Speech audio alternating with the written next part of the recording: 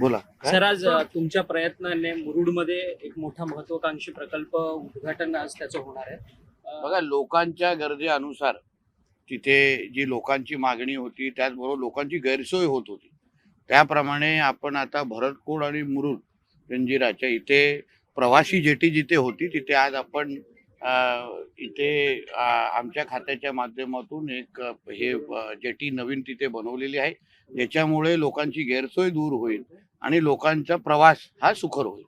निदा खानला ज्या घरात लपवण्यात आलं होतं त्या घराचे वीज कनेक्शन तोडण्याची कारवाई सुरू शेवटी देवाभाऊचं सरकार आहे आणि देवाभाऊचं बुलडोजर, तुम्ही महाराष्ट्रात अगर जिहाद करत असाल तर देवाभाऊचं बुलडोजर चालणारच.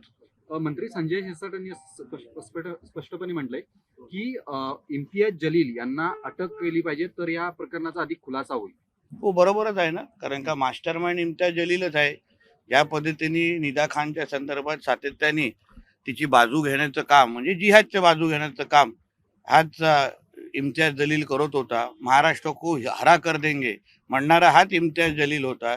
तर त्याची जागा बाहेर नाही, जेलमध्ये आहे आणि मला वाटतं की लवकरच तो नारळ फुटेल. सर, काल जितेंद्र आव्हाडांनी घोड्यावरतून येत खरं तर आंदोलन केलं. पंतप्रधान नरेंद्र मोदींनी आवाहन केलेलं होतं की पेट्रोल डिझेलचा वापर कमी करा. त्यावरती विरोधक मात्र वेगवेगळी शक्कल लढवत पंतप्रधानांनी भारतीय जनता पक्षाच्या कार्यकर्ता किंवा नेता म्हणून आवाहन केलं नव्हतं, देशाचं पंतप्रधान म्हणून आवाहन केलेलं.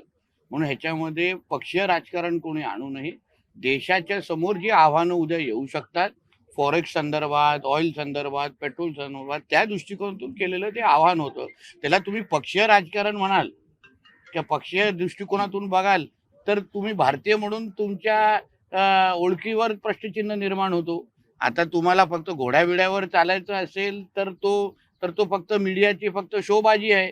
पण आदरणीय पंतप्रधानांनी केलेलं आव्हान हे देशहिताचं आहे. राज ठाकरेंनी पण टीका केलेली आहे. त्यांनी स्पष्टपने असं म्हटलं की पंतप्रधान नरेंद्र मोदींनी मन की बात करण्यापेक्षा अर्थतज्ञांची मन की बात ऐकली ठाकरे आणि अर्थतज्ञ ह्याच्यामध्ये संबंध काय?